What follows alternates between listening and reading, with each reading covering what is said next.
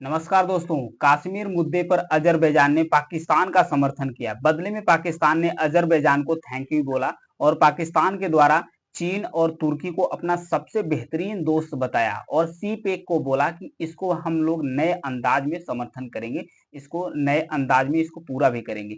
तो भारत के तरफ से अजरबैजान के समर्थन पर किस तरीके से रिएक्शन आया है, इसको समझते हैं और पूरे मुद्दे को डिटेल से समझते हैं। तो बने रहिए वीडियो के लास्ट तक। यह है जम्मू कश्मीर, जो भारत का आधिकारिक मैप के रूप में जारी किया गया है। मुद्दा क्या था? भारत के द्वारा जम्मू एंड कश्मीर को दो भागों में डिवाइड कर दिया था।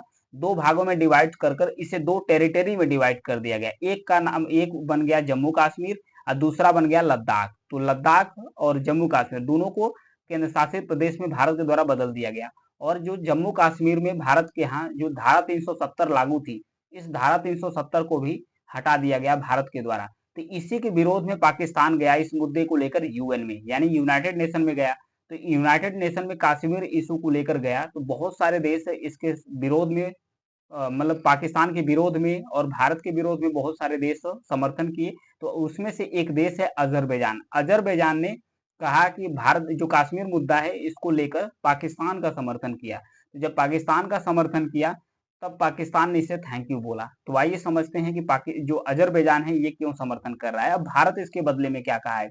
और सी पेक को लेकर भी समझ लेते हैं। सबसे पहले सी पेक यानी कि CPEC China Pakistan economic corridor. यहाँ से देखिए, चाइना का जो सिंजियांग प्रांत है यहाँ से होकर गुजरता है और जम्मू कश्मीर से होकर ये आता है। पाकिस्तान के अंदर जो ग्वादर बंदरगाह है यहाँ तक ये कॉरिडोर, यानी कि जो आर्थिक कॉरिडोर है ये गुजरता है। इस पे इन्वेस्टमेंट किया गया है चाइना के द्वारा। तो ये जो जम्मू कश्मीर से होकर आता है, तो जम्मू कश्मीर का जो पीओके वाला हिस्सा है यानी पाकिस्तान ऑक्यूपाइड कश्मीर, इससे होकर गुजरता है। तो भारत इसका विरोध करता है। भारत के द्वारा कहा जा रहा है कि हमारे संप्रभुता का उल्लंघन है।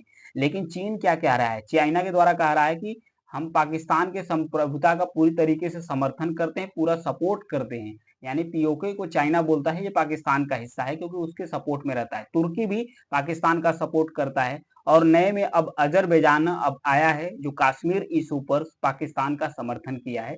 तो भारत ने बदले में जो अजरबैजान है उसके साथ क्या किया है, आइए समझते हैं। यहाँ पर देखिए, ये है आर्मेनिया और यहाँ पर है अजरबैजान, दोनों ही देश है। अब बीच में, इनके बीच में एक विवादित एरिया है जिसका नाम है नागोर्नो काराबाख। नागोर्नो काराबाख इस एरिया का नाम है।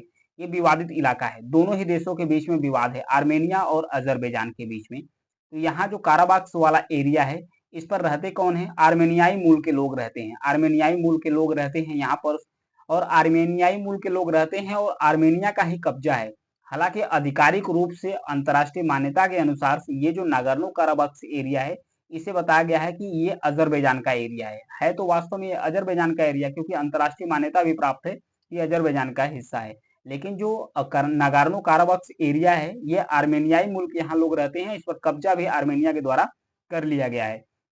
इन्हीं सब सारे मुद्दे को लेकर आर्मेनिया और अजरबैजान में टकराव होता रहता है, कई बार झड़प भी होती है, तनाव दोनों देशों के बीच में बढ़ा है, युद्ध की भी संभावना बन सकती है। तो आर्मेनिया को कर क्या रहा है? भारत के द्वारा आर्म एक्सपोर्ट किया जा रहा है, यानी कि जो हथियार है वो एक्सपोर्ट कर रहा है भारत आर्मेनिया को। तो इन सब सारी चीजों को लेकर अजरबैजान पूरी तरीके से चिढ़ा हुआ है। जब अजरबैजान पूरी तरीके से चिढ़ गया है तो वो क्या कर रहा है? वो पाकिस्तान का हर मुद्दों पर सपोर्ट करना शुरू कर दिया है। उसी का लेटेस्ट उदाहरण है कश्मीर इशू का मुद्दा उठा दिया है।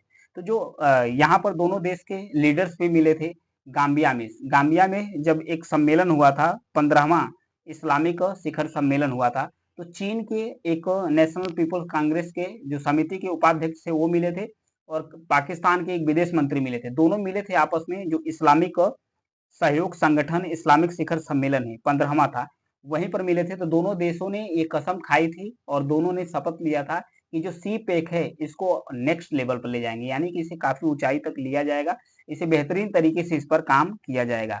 तो आइए एक नजर डाल लेते हैं कि जो इस्लामिक सहयोग ऑर्गेनाइजेशन संगठन पर नजर डाल लेते हैं कि है क्या। ये भी पाकिस्तान का सपोर्ट करता रहता है, यानी कि जो इस्लामिक सहयोग संगठन है OIC, organisation of Islamic cooperation, इसकी स्थापना सबसे पहले तो यह एक अंतर सरकारी संगठन है। संयुक्त राष्ट्र के बाद यह 4 महाद्वीपों में फैला हुआ 57 राज्यों यानी कि 57 देश इसके पार्टीज हैं।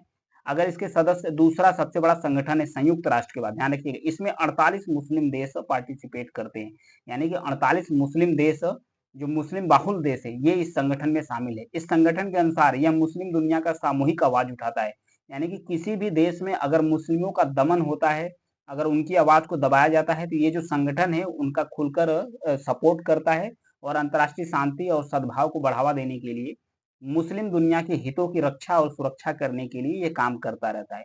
अगर इसके हेडक्वार्टर्स की बात किया जाए तो ये सऊदी अरेबिया का जो जेद्दा है वहां पर इसका हेडक्वार्टर्स है, यानी मुख्यालय है।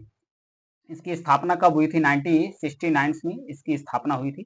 इसका जो प्रमुख उद्देश्य है जो ओआईसी है, यानी कि ओआईसी है ऑर्गेनाइजेशन ऑफ इस्लामिक कोऑपरेशन, इसका प्रमुख उद्देश्य है सदस्य देशों के बीच, यानी कि जो मुस्लिम देश हैं उस सदस्य देशों के बीच एकजुटता स्थापित करना और जो भी इनके कब्जे के तहत किसी भी सदस्य राज्य की पूर्ण संप्रभुता और क्षेत्रीय अखंडता की बहाली का समर्थन करना, जैसे पीओके वाले मुद्दे पर ये पाकिस्तान का सपोर्ट करता है। इस्लाम की रक्षा करना, बचाव करना और अपशय का मुकाबला करना, यानी इस्लाम के खिलाफ जो भी कोई खड़ा होता है तो उसके खिलाफ ये लोग आवाज उठाते हैं। मुस्लिम समाजों में बढ़ते असंतोष को रोकना और यह सुनिश्चित करने के लिए कार्य करना कि सदस्य राज्य संयुक्त राष्ट्र महासभा, मानवाधिकार परिषद तथा अन्य अंतर्राष्ट्रीय मंचों पर एकजुट रुख अपनाए। मतलब कि ये संगठन के द्वारा ये मतलब जितने भी सदस्य हैं एक ही रुख अपनाए, एक ही तरीके से आवाज उठाए। ये था इस्लामिक संगठन के बारे में। और एक नजर डाल लेते हैं जो नागोर्नो काराबक्स एरिया है। जो नागोर्नो काराबक्स एरिया है ये फैला हुआ है काकेकस पर्वत पर। जो काकेकस पर्वत पर फैला हुआ है तो एक नजर काकेकस पर्वत पर भी डाल लेते हैं कि ये कहाँ-कहाँ से किस तरीके से फैला हुआ है। सबसे पहले तो यहाँ पर देखिए जो काकेकस पर्वत है, ये देखिए यहाँ पर ग्रेट काकेकस पर्वत है। ये यूरोप और एशिया की सीमा पर स्थित है, यानी कि एशिया और यूरोप को डिवाइड भी करता है। इसका मैक्सिमम हिस्सा रसिया वाले पार्ट में पड़ता है और जो उत्तरी काकेकस वाला हिस्सा है वो रसिया में पड़ता है। जो दक्षिणी काकेकस वाला हिस्सा है वहीं पर स्थित है आर्मेनिया और अजरबैजान। तो दक्षिणी काकेकस एरिया में भी आर्मेनिया अजरबैजान पड़ता है। और इस पर जो काकेकस पर्वत है इसका जो सबसे ऊंचा पर्वत श्रृंखला है जिसका नाम है एल्बुस पर्वत, ये यूरोप का सबसे ऊंचा पहाड़ और सबसे ऊंचा पर्वत है। ये था काकेकस पर्वत, इसी में फैला हुआ है नागोर्नो काराबक्स एरिया। इसी को लेकर विवाद है किसके बीच में? भारत सॉरी आर्मेनिया और अजरबैजान के बीच में। तो आर्मेनिया को सपोर्ट कर रहा है, यानी कि जो एक्सपोर्ट कर रहा है भारत, हथियार सप्लाई कर रहा है आर्मेनिया को। तो इन्हीं सारे मुद्दे को लेकर अजरबैजान चिढ़ा है। तो अब भारत के खिलाफ वो हर जगह जहां भी कोई एकजुटता हो रही है भारत के खिलाफ, अजरबैजान वहां पर पहुंच जा रहा है। अब भारत और भी एक्सपोर्ट यानी कि जो इक्विपमेंट है, हथियार है, वो सप्लाई आर्मेनिया को करना शुरू कर दी है। अब आर्मेनिया को मिसाइल भी भारत देगा। भारत भी अब जो अजरबैजान है उसको उसी की भाषा में अब समझा रहा है। तो ये था मुद्दा नागोर्नो काराबक्स के बारे में, आर्मेनिया अजरबैजान का इशू और अजरबैजान कश्मीर इशू पर पाकिस्तान का सपोर्ट क्यों कर रहा है, क्योंकि भारत के साथ उसकी नाराजगी है आर्मेनिया के मुद्दे को लेकर। तो ये था मुद्दा। Thank you.